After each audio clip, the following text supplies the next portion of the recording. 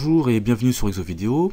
Dans ce cadeau, ici le thème abordé c'est l'analyse de l'exploitation et donc l'énoncé est le suivant. L'unité commerciale cadeau confectionne et vend des gâteaux donc pour les entreprises mais aussi pour les particuliers à Marseille apparemment, et vous êtes chargé donc d'analyser la composition de son compte de résultat et on dispose pour cela donc du compte d'exploitation au 31/12N-1 et nous devons bien sûr établir le tableau des SIG, les soldes intermédiaires de gestion. Donc ici on a un compte de résultat, voilà, avec les charges et les produits, donc produits à droite, charges à gauche. Les montants par défaut, n'oubliez pas, sont hors taxe. L'entreprise apparemment réalise un bénéfice ici de 78 650 €. Et on a donc une trame ici, vierge bien entendu, à remplir pour le tableau donc des soldes intermédiaires de gestion. Donc je vais diviser ma page ici pour avoir les éléments en haut et pouvoir remplir mon tableau. Voilà, comme ça. Ça m'évitera de faire des allers-retours en permanence. Voilà. Donc, bien. Donc ici, les ventes de marchandises. Alors je regarde, vente de marchandises, je ne vois rien. Donc, enfin, je vois 0, donc j'inscris 0. Ici, le coût d'achat de marchandises vendues, ça correspond donc aux achats plus ou moins la variation de stock des achats de marchandises. Je vois que j'ai 0 achat de marchandises, 0 aussi au niveau de la variation, donc j'indique ici 0. J'ai donc ici une marge commerciale qui est nulle. Ici ensuite on a une production vendue donc apparemment de 155 000. Donc ici j'indique 155 000. Voilà. Là je n'ai rien, je mets un petit trait. Et donc par différence on a le même montant. Voilà. Ici, marge commerciale plus production d'exercice, la marge était de 0, et donc je recopie tout simplement ce chiffre de 155 000. Ici, la consommation de l'exercice en provenance des tiers, ça correspond aux achats autres que marchandises, plus ou moins les variations de stock qui vont avec, sans oublier les charges externes ou services extérieurs. Donc je regarde ce que j'ai. J'ai bien effectivement ici un montant de 5 000 € pour les achats de matière, donc on va mettre ici 5000 entre autres. Ensuite, qu'est-ce que j'ai? Je n'ai pas de variation de stock. Je regarde si j'ai des charges externes, oui. J'ai 3500. Est-ce que j'ai autre chose? Non. Donc ici, ça va être 5000 plus 3500, c'est-à-dire 8500. Donc j'indique 8500 ici. Voilà. Donc par différence, on va avoir un montant, donc une valeur ajoutée de 146 000. Pardon, 146 000, donc 500. Voilà. Ici, on me dit donc valeur ajoutée plus subvention d'exploitation. Je regarde si j'ai une subvention d'exploitation. Visiblement, je n'en ai pas. Non, il n'y en a pas. Voilà. Donc j'indique ici le même montant, donc de 146 500. Voilà. Ensuite, en face, impôts, taxes et charges de personnel. Donc je regarde côté charges si j'ai ces éléments-là. Alors, donc après cela, parce que là je les ai déjà indiqués plus haut, donc effectivement j'ai 2500 en impôts et taxes, j'ai 35 000 en charges, j'ai 17 500 en charges sociales, donc un salaire pardon pour les 35 000 et charges sociales pour les 17 500, donc il faut prendre en compte, bien sûr il faut les prendre en compte, et c'est tout. Donc ici on a 2500, 35 000 et 17 500. Ce qui donne au total 55 000. Donc ici j'indique 55 000. Voilà. Et donc par différence, je vais avoir un EBE de 91 500. 91 500. Voilà. Ensuite, alors voilà.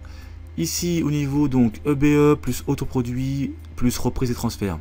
Alors cette ligne est particulière, il faut faire attention. On calcule ici un résultat d'exploitation. Donc les éléments que l'on doit prendre en compte ici sont uniquement d'exploitation et surtout pas financiers ni exceptionnels. Donc ici, est-ce que j'ai une rubrique autoproduit d'exploitation? On va vérifier. Visiblement non. Je regarde donc sur la droite ici. Et total produit d'exploitation 155 000, donc je n'ai pas d'autres éléments. Donc ici je vais bien indiquer 91 500, c'est en fait le BE que je reprends ici. Donc 91 500. Voilà. Ensuite, donc OUIBE plus autre charge, plus dotation, etc. De la même manière que tout à l'heure, côté charge, je vais regarder si j'ai des DAP d'exploitation. Oui, il y en a ici, 10 000. Là, ce montant-là, je ne le reprends pas parce que je l'ai déjà pris tout à l'heure. Et là, c'est le total. Donc, je n'ai que 10 000 ici à indiquer. Donc, j'indique 10 000. Donc, ce sont les dotations, amortissements et provisions. Et donc, on a un résultat d'exploitation par différence donc de 81 500. 81 500. Voilà. Ensuite, je continue. Donc, résultat d'exploitation, ce qu'on vient de calculer, plus produits financiers. Est-ce que j'ai des produits financiers? Je regarde. Visiblement, oui. Produits financiers, 5300. Je vais donc avoir 5300 plus les 81 500, ce qui donne 86 800. 86 800. Donc je répète, hein, ça comprend 81 500 donc, du résultat d'exploitation qu'on vient de calculer juste à l'instant, et les 5300 donc, de produits financiers. Ici, où résultat d'exploitation plus charges financières. Donc je vérifie si j'ai des charges financières, apparemment oui, ici directement, 2000. Donc j'indique 2000. Voilà. Et donc par différence, on a un résultat courant avant impôt de 84 800. 84 800. Voilà. Ligne suivante, je vois produits exceptionnels, donc je regarde si j'ai des produits exceptionnels. Oui, j'ai 1200, donc j'indique 1200. Voilà. Est-ce que j'ai des charges exceptionnelles? Oui, j'ai 2500 ici. Donc j'indique 2500. Et donc par différence, je vais avoir un résultat exceptionnel négatif de moins 1300. Donc j'indique bien le signe moins. Très important. Voilà, moins 1300. Pourquoi? Parce qu'en fait ici, sur la ligne suivante, on va me demander donc de reporter donc ce résultat courant, pardon, ce résultat exceptionnel. Je ne vais pas l'indiquer ici puisqu'il est négatif. Ici, je ne mets que des montants positifs. Donc en fait, je vais l'inclure dans cette rubrique ici côté charge, mais sans le signe moins. Pourquoi? Parce que sinon, si je laisse le signe moins, ça me fera les produits moins 1300, ce qui veut dire plus 1300, ce qui sera faux. Donc ici, je vais intégrer 1300 sans le signe moins. Alors tout d'abord, on s'occupe de cette case. Le résultat courant avant impôt, donc, il était de 84 800, donc je l'indique ici, 84 800, et je ne mets pas, bien sûr, les 1300. Donc, 84 800. Voilà.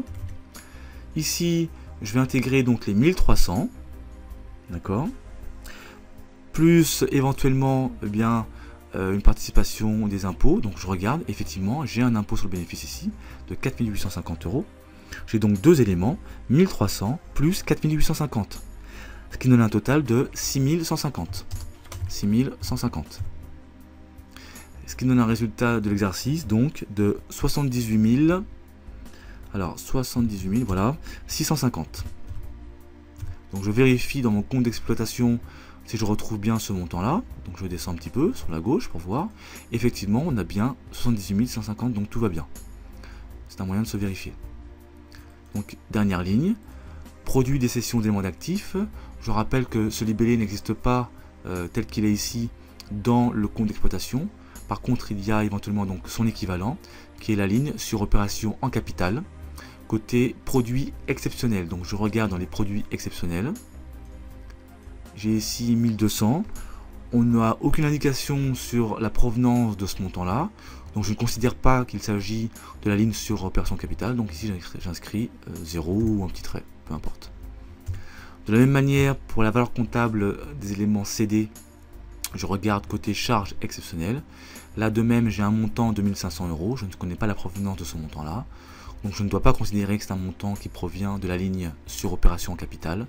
J'indique donc un petit trait ou 0. Voilà. Et donc je n'ai pas de montant. Voilà.